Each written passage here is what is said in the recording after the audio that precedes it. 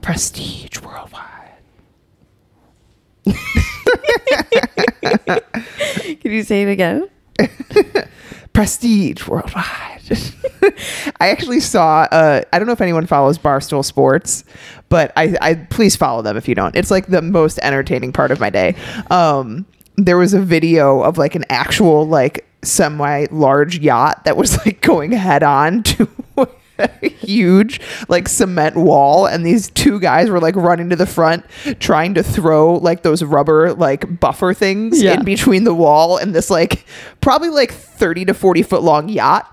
And I was like, I was joking with Nick. I was like, if that was like a wood wall, that would have gone right through it. And I was like, that's got to be so crazy. And he was like, well, I'm more concerned about the yacht because that's a lot more expensive to fix than the wall that it just hit. Like, I know. Oh my gosh. Can you imagine if like you're the owner of that yacht, like freaking out? No, I need to get a yacht.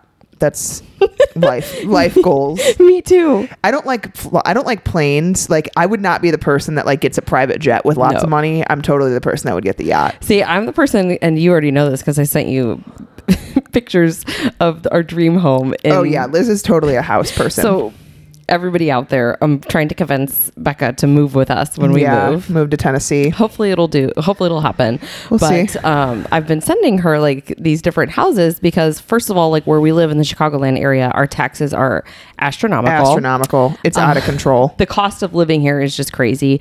And so looking at Tennessee, I'm like, oh my gosh, I can, have the same amount of money. Totally. And we can afford this house. And there was one that came up. It's like right in the mountains. It had like a backyard with, like a huge, beautiful pool that had this like waterfall into it. It was like a kitchen that was like an outdoor kitchen, but also enclosed. Yes. And it had, it looked like it almost had a chapel in the house. Like there was a mini chapel in part of the house. This house was beautiful. Yeah. And I was like, oh my God, like Liz. And then I looked at the price. I was like, oh wait, this is $4 million. Like this isn't the house that you're looking at. It was one that like came up as we were like scrolling, and then I was beautiful. Like, this is beautiful. And then I'm like trying to finagle in my mind, like, well, maybe we could like all move into this house together, but wouldn't be. Nope. I mean, houses down there, like you can get like $400,000-$500,000 house and be gorgeous, and your taxes for the year are like, I don't know, a tenth of what they are here. Ridiculous. Schools are better there. Anyway, so so you want a yacht. That's a great goal. I would like a yacht. So anyone out there got any deals on some yachts, just let me know. She's ready to purchase in 2030. Oh my gosh. But you know what? Speaking of yachts, I think that's like a great segue into the analogy that we're going to use today for this podcast. Because we're talking about icebergs. We are talking about icebergs. Straight up Titanic, bitches. So here's the thing. Friday Fire, for those of you that are new, we get real. Okay? And it's sometimes the tough pill that like you won't swallow on your own. We bring it on Fridays. We bring you the truth. We bring you the truth. And here's the thing. If this triggers you, you're probably the person that needs to hear it the most. And just know that this comes from a place of love. But Becca and I have talked many times before, like we are the type of individuals, and we know not everyone is this way, that when I get that message that's kind of like a gut punch, I'm like, ooh, that's life-changing if I embrace it. Yes. And so that's why we do, these Friday Fires. And today our topic is like, you're going to have to work. But I want to call out all of the things that people don't see underneath the surface here of, if you've ever seen, the images of the iceberg on Google, just look it up, iceberg analogy. At the tip of the iceberg, you see transformation. You see sexy transformation photos, and everyone deems this as success, right? In our world, I think that's fantastic that person has, taken steps and measures to get to a place that they are happy physically, but we also would put health at the very top of that, because your health needs to be above everything else. We always say weight loss is a byproduct of being healthy. So it's great that we see all of, the transformation photos out there and everything, but oftentimes, and we hear this from some of our clients too, is the comparison of, well, Sally lost this amount of weight and this is what she was doing. And I'm the first one to call out and say, okay, well, what else did Sally tell you about what she was doing? Because there's a lot of very small steps and a lot of things that need to be done that she probably took along the way to that transformation. I can guarantee you it wasn't just like making a few small changes. You can definitely make a few small changes and see change in the beginning, but then we have to adjust pivot, pull other levers because the body's going to adapt. Yeah. I think that there's a few things I want to call out here. One, understand that like if someone has this transformation that they've lost 50 pounds or they've lost 70 pounds, first of all, that person probably had 50 or 70 pounds to lose. And so a lot of times we get upset when like people make these little changes and they see big results in terms of weight loss. But if that person started at 300 pounds and like did not have a great quality of life or good lifestyle choices, yeah, small changes are going to bring them big results. And so I think a lot of times people get like upset when other people see more rapid weight loss.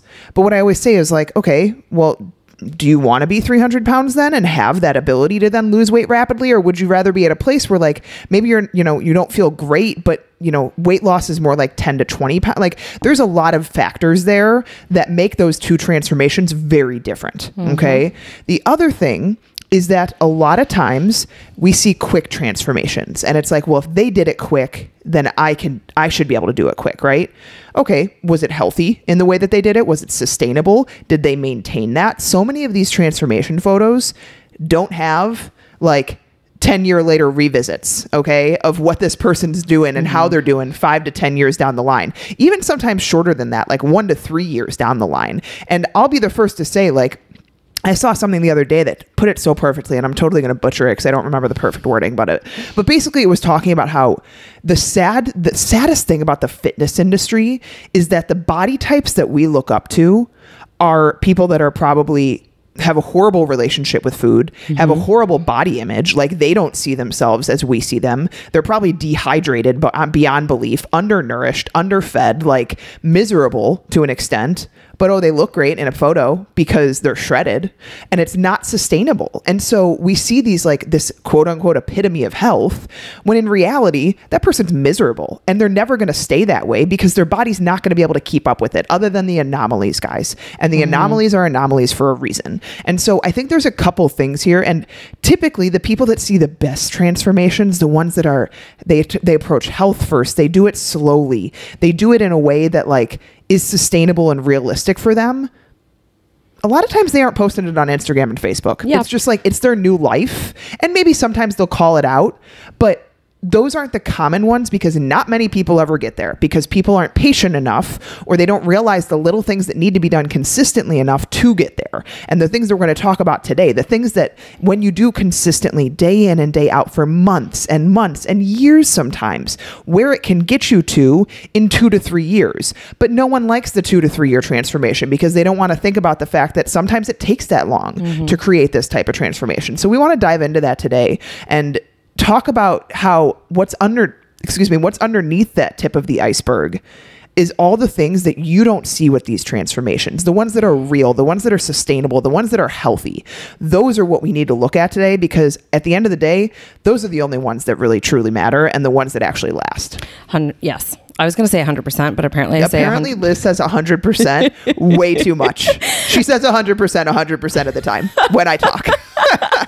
It's funny because Art called it out and both of us looked at each other and we're like, really? We don't hear that. So anyway, I agree with you.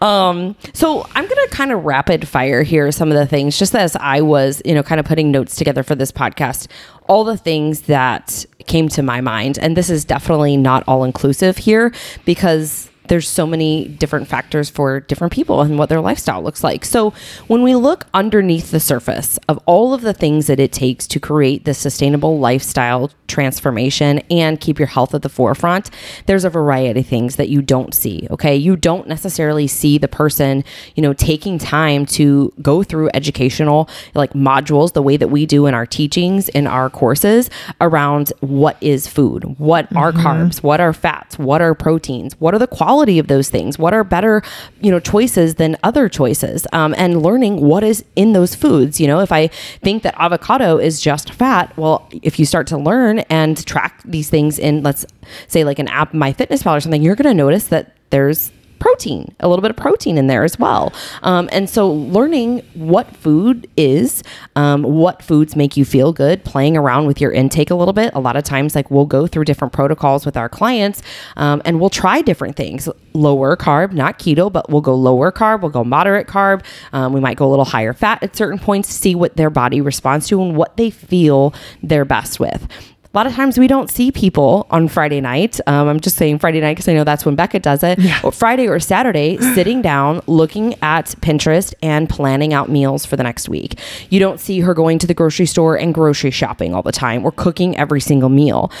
Tracking and weighing out your food. This is something I posted about earlier today. If you're at a place where you're tracking your food and you think you're kind of, accurate, but you don't really know, then you need to start weighing out your food. You need to measure out your bowls of cereal, because I guarantee you're probably consuming at least 1.5 servings instead of the 1 serving that you're tracking. And that leaves a lot of margin for error, especially since we also know that the FDA has a 20% differential on the labels, it's right? Not super specific. And if you're going out to eat, you're not going to be able to be perfect, but knowing that, picking things that are just naturally lower in calories so that when you do have something that's like a slight calorie gap from what you estimate, it's not exponential in nature. So if I go to a, restaurant and I'm trying to track my food, I'm trying to, lose weight, I'm trying to bring calories down into a healthy deficit, I'm not going to get like a chicken sandwich with avocado and bacon and cheese and all these things on it, because my margin for error there is pretty large. How do I know if they used 1 slice of cheese or 2? How do I know how much mayonnaise they used? How do I know, there's a lot of things. How do I know what type of bun it is and how much it weighs and how much that chicken is versus, okay, if I got, a protein source and a side of vegetables, there's a lot less room for error there because they're already low calorie foods. And so then I don't have to worry about okay, I estimate it being 450 or 500 calories, but it's actually 600, 650. Not a huge deal versus that chicken sandwich. I estimate it being 500. It's actually 1200. And so knowing when you're in this midst of being kind of specific with your intake too, and still weight loss specifically, you're going to have to be specific with those things and make the right choices versus being well, I tracked it. Well, was what you tracked accurate? And could it have been a better option with less room for error, picking something else, walking is a huge one too. A lot of people don't see the 5 to 10 minute walks that you take throughout the day to get those 10,000 steps. They just see that they hit those 10 to 12,000 steps and that it's helping them towards their weight loss goals. But how do you fit those in? That's one of the biggest things that Liz and I talk with our clients about. I don't have time to fit in the walks, or I'm struggling getting in my steps. Liz and I purposefully take breaks. I promise you guys, no one is that busy. No one is that busy that they cannot sacrifice 5 to 10 minutes a couple times a day to fit in a short walk. And if you think that you're that busy, you need to reevaluate what you're spending your day doing. And maybe you need to learn how to take things off your plate a little bit better to be able to afford that time. Because in my mind and in my experience working with people, walking and consistent daily movement is probably one of the best ways to maintain weight loss too. This is a huge thing that's just a quality of life. Absolutely. Factor. Yeah. And this is one thing we just had a conversation about on our walk because we are slammed back to back from 8:30 until 5:30 most days this week. And Becca and I feel it, right? We feel the stress. We feel the immobilization of just having to sit, or even at the standing desk, it's not the same as walking and moving. Feel it mentally. If I don't have a break to step away from the computer and honestly, my phone, because my phone's getting notifications too, I'm not as productive. And so those 5 to 10 minutes that you think you don't have are probably going to serve you better if you take that time, because you're going to come back and you're going to be refreshed and be able to show up and be more productive. But again, people don't see all of those things that you're doing to get those steps in. Big one here too. People don't see all your workouts that you post, right? I rarely post my workouts. Becca's way better at that than I am. I barely post my workouts, but I can tell you that I don't want to get up at 5:15 most mornings. I take pre-workout. I have a cup of coffee. I mentally talk myself into it, and it doesn't matter how I feel. I just know that it's going to be something that gets done, and I go through the motions some days. Not every day is going to be great when you work out. You might not feel, that surge of energy and you're just crushing your workout. You might have days in the gym more than not that you feel like you're struggling and that weight is really heavy, or that conditioning piece is just really hard. So a lot of people don't share those things. They just share the sweaty selfie of I got my workout done, but they don't tell you that it was a struggle to get here, and that I'm just proud and feel good and accomplished that I got it done. Yeah. Drinking water, another great example. These are all things that we're talking through. If you're noticing, a lot of these things sound simple.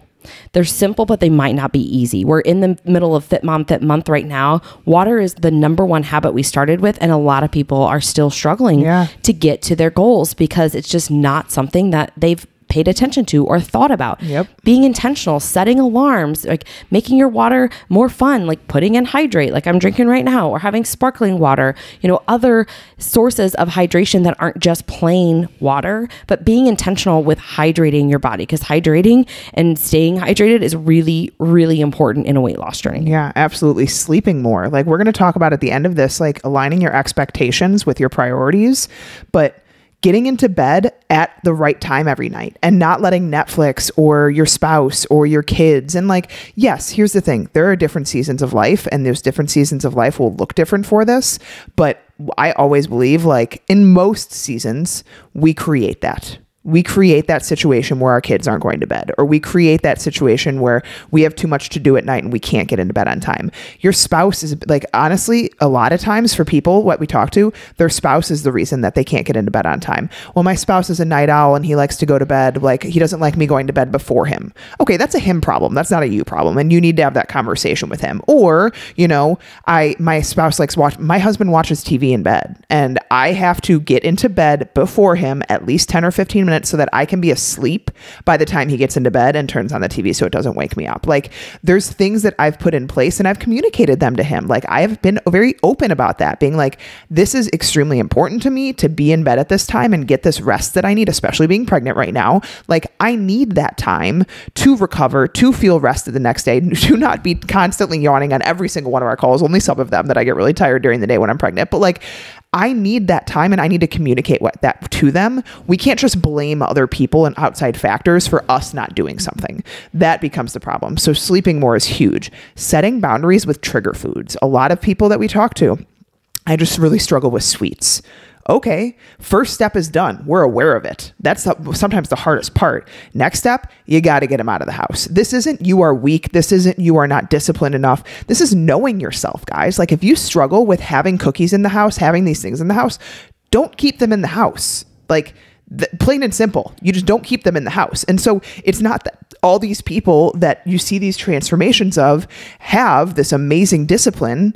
They just learned about themselves, and saying no to things that you really want in the moment. I always use this example of like alcohol a lot of times. And that's the next thing, cutting back on alcohol. Like alcohol is an instant gratification. It is that 1 to 2 hours that you enjoy it for the negative side effects that night, the next day, the following days, how it affects your sleep, how it affects your metabolism, how it affects your blood sugar levels. All of those things are more long-term effects. And so is that 1 to 2 hours really worth it? Is that really you guys, you can get by with a glass or two of wine here and there and still see great results. I've seen plenty of people do it. I've done it myself, but you cannot be a heavy drinker or a consistent drinker and see great results in my eyes. Yeah, no, I mean, research shows us that it impacts your organs for up to a week. I was listening to a podcast, 3 or 4 months ago, and they were talking about just like 1 day of drinking and the mental performance the 3 days following. Like, that's so true. That's why I can't binge drink, because I wouldn't be productive for like 3 or 4 days. You would feel it, right? You just don't think correctly. Let's talk about some other things here in relation to like mindset and shifting your mindset. So spending time journaling, shifting negative thoughts. All these people don't hear like the way that you talk to yourself and the way that you might bully yourself right now. And we have to do the work to change those things. That is a stress to the body, number one. But number two, no one wants to live in the, prison of their own mind with all of these negative thoughts every single day. We've got to work to change those things. Working on eating more food for some individuals. If you've been, under eating forever and you need to restore hormones, you need to support your thyroid. There's a lot of different reasons why we would work to eat more to give you more nourishment and help adapt your metabolism back up, that we've talked about this many times. The discipline on the hard days. One of our group calls that we had recently, one of the girls was talking about like every day is a struggle. And I love that she brought that up, because several people on the call definitely resonated with that and agreed with that. And one of the things that I've been sharing with some of our clients is every single day is like you relearn discipline, Totally. right? Totally. Every single day, you definitely have to, at certain points in the day, no matter if you woke up and, felt like positive poly first thing in the morning, maybe somebody cut you off in traffic and started to spiral your day. You know, maybe something else happened and you got into an argument with somebody and you felt frustration and irritation and you started to let that spiral your day. Like every day there's going to be things that knock you down and life is hard. And so this is where like staying the course, being resilient to those stressors and staying disciplined comes into play. Instead, most people, they use food or alcohol as like an outlet to handle like those emotions, right? That person just cut me off in traffic. F them. Okay, whatever. I'm just going to go get myself some McDonald's tonight because it's easier. Now I don't want to cook. And, you know, you just kind of like let these things spiral. It's like that domino effect. And you use those as kind of excuses or the stories that you'll tell yourself to convince yourself to rationalize these behaviors are okay when they're not. Absolutely. Eating more vegetables. This is something that people don't talk about on transformation posts. Like I started eating 6 cups of vegetables a day. I started nourishing my body more with more fiber and more whole foods. Like it wasn't just bars and shakes that got me here. Like actually changing those implementations of like lifestyle factors that are making them healthier. Having hard conversations too is a big one that a lot of people don't like share on transformations. I lost 5 friends in this transformation process because no one wanted to hang out with me because I stopped going out to drink and that didn't serve my goals anymore. Like people don't talk about these things, but guys, these are real. Like when you are making hard changes in your life, sometimes you have to have those hard conversations with people that are not on the same page as you or that you feel are getting in the way of your goals. And sadly, a lot of times we just blame these things for the reasons that we aren't succeeding. But for the people that do see the success, talk to any of them. I promise you, they've probably had a hard conversation or two with some people, or they've lost a friend or two along the way because their goals didn't align with those things anymore. And people just couldn't understand, you know, feelings of fear. This is huge. Like every single transformation that I've been a part of with clients, Liz has been a part of with clients, like there's at least a couple scary moments where you're like, is this working? Like, is what I'm doing making a difference and making an impact? And sometimes there's lull periods and there's plateau periods where you question it and you're like, is it worth it? Is all of this work that I'm putting in worth it? I can promise you it always is. It always is, guys. And that's the hardest part is you can't predict the future. You cannot look into a, you know, magic ball and see what's going to happen when you do X, Y, and Z. You have to trust your body. You have to trust the process and you have to trust the things that you've put into place and deal with that frustration when those days come. Like, I promise you, there's been many days that I've had a kick-ass week. I've done really well with my food. I've crushed my workouts. I step on the scale and it's the same or higher. And not letting that derail you.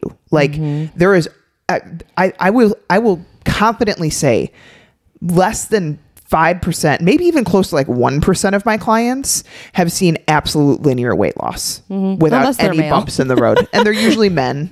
They're usually men in the past. We don't really coach men anymore, but they're usually men. And so like knowing that those things are going to happen and being ready to deal with that frustration, because that is huge. But none of this gets talked about with transformations, guys. All you see is that pretty before and after.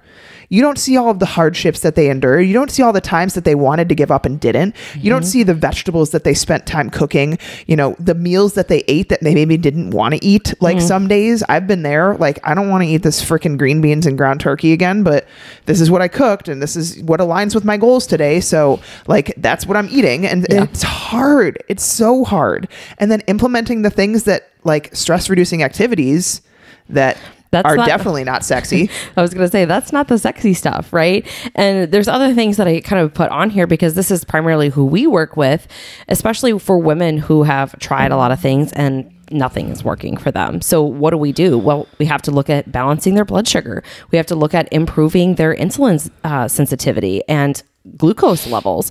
We have to look at how we balance and support their hormones. We also have to look at how the body is operating in terms of detoxification. If we have poor detoxification abilities, that's a cascade for imbalanced hormones and estrogen dominance and a variety of other factors here, you know. And so for some individuals, at the tip of that iceberg is all of these other things that they've had to do and phases throughout their journey that they've had to go through, different seasons of healing their body before they were able to even start losing weight. They had to optimize things before they could actually successfully see fat loss. And those are the things that we want to bring light to, because this is what nobody else is talking about. At least I don't know anybody else that's talking about this. Maybe like one or two of our friends that are coaches and are really good coaches, they're talking about health, and they're looking at hormones, and they're looking at thyroid, and they're looking at, detoxification abilities and blood sugar and balancing, insulin and all of these things, because we want our clients not only to be successful with weight loss,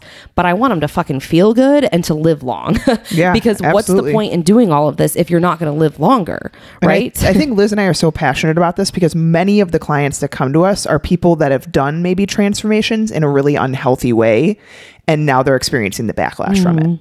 They're experiencing the hormonal imbalances. They're experiencing the negative symptoms like awful sleep, gut issues, constipation, poor mood, depression, anxiety. And they're dealing with all these really negative things, thyroid disorders, autoimmune conditions, because maybe they took health in an unhealthy approach, not knowing any better. They tried to go to the fast route of transformation versus doing what we just talked about, all these unsexy things that no one ever talks about. And now they're in a place where we need to kind of backpedal. Now we're on the defense. Now we're on the defense of the body, and we need to let the body calm down and not be so angry at us before we approach that transformation again.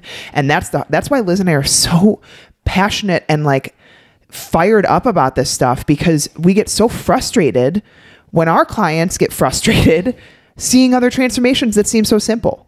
And 99% of the time, they aren't simple, guys. They aren't. There's so much more than what appears on the surface. It's a lot of work to be done to transform. It's so much work. And, even more so mentally and emotionally too, because that's a huge, huge part of the journey. And that's why we focus on it so much. And so as we start to kind of wrap this up, here's some things and kind of some hard truth that we wanted to bring to light. And you might be sitting there saying, well, man, that sounds like a ton of work. I don't think I'm willing to do all of those things. And that's okay. If you're not in a place right now in your life where you feel like you are really willing to put in the work and to keep showing up and to take, one step forward every day, then you need to align your expectations with that. This is huge. This is something that I think is the root cause of everyone's unhappiness with like their body, with their weight, with their situation, is they are on a completely different page with their expectations versus their priorities and their actions. For example, like if you really want a physical change, you want to change your body composition, you're not happy in your skin, but you're unwilling to negotiate or give up your extremely busy work schedule for that, well, then physical appearance is going to be less of a priority. It just has to be. Both of them can't be. You can't be working 80 hours a week, not sleeping enough, not recovering, not having time for walks and all of the other millions of things we just talked about, and still maintain that. Like it's just that. Here's the thing. This is where maintenance is progress. This is something that is going to be another Friday Fire soon, I think. But this is where you maintaining is just as good as progress because of all the things going on, because of the stressors in your life, because of the time that you don't have to put towards the consistent exercise or the food or, the meal prep or all those different things. And this is where like the small wins are huge wins because you're managing it all with the work stress. But in these moments, if you're not willing to give those up, or you have a job that you just can't afford, and you're not going to leave that job, well, then you can't make, I'm sorry, 99% of people aren't going to be able to make both a priority and make it work and have it be sustainable. And so if that's the case, align your expectations and focus on maintenance, focus on feeling good, focus on health until maybe things calm down at work. Yeah. And I think this is the other thing, is you got to look at other areas too, right? Like, what are you willing to do that you're not doing right now? Mm-hmm. So let's use cooking, because I love cooking, right? If you don't like cooking, okay, well, then you're going to have to figure out other ways to eat the foods that you need to consume, whether it is buying pre-chopped vegetables because you don't want to spend the time chopping them. You're going to have to pay for that convenience, right? You're going to pay a little bit more for that. If you don't like leftovers or reheated food, well, then you're going to have to realize that you're going to eat, one, very bland and kind of simple foods, or two, you're going to have to get some help from a meal prep service, right? Or spend more money to have somebody prep and cook it for you. I don't know what the scenario is here. If you don't want to cook and you don't want to go out to eat all the time, then we have to find a common ground. There has to be some give and take. Can you do a 3-ingredient meal, maybe spend 15 or 20 minutes, making a quick stir fry or throwing some things into the crock pot, grilling, asking your spouse for help. Again, one of those conversations that you might need to have, and you might need to really ask for help and support even when it feels uncomfortable, because this is just not something that you're great at. The next one I would say is, if you know that you aren't good at pushing yourself to work out, or in your workouts, you aren't good at pushing yourself hard to like see physical change, you have to get a gym. Like, you have to get into a gym or get in front of a coach, or like join a group class if you know that that's what motivates you, or hire a personal trainer if you know that like that's the only thing that you're going to show up for if you invest in it. We can't, because a lot of times what we do is we use these things as excuses, guys. We use these things as like, well, I don't like working out, or I never work out on my own. Like, I never end up doing it. Okay. Join a gym, join a group class, hire a personal trainer to come to your house so that you're forced into it. If that's a big hurdle for you, find ways around it. If you can't be consistent, guys, if you struggle with this, you're not going to see consistent results. It's just, it is what it is. This is like the firecracker fad diets. It's, you can commit to it for 30 days and you get a cool transformation photo, but then 3 months later, you're back where you started because you can't be consistent with it. And so maybe you need to start smaller. If consistency is your problem, the number one thing that Liz and I say, start with one habit. One habit and become consistent with it. Show yourself that you can do it.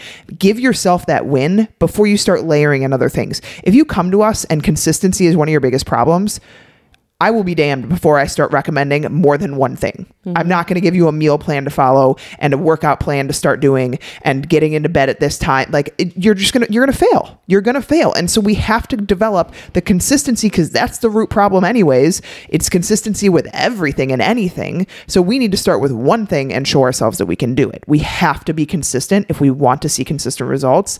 And the consistency is often ignored. People just want the sexy stuff. Tell me exactly what I have to do and I'll do it. Okay, for how long?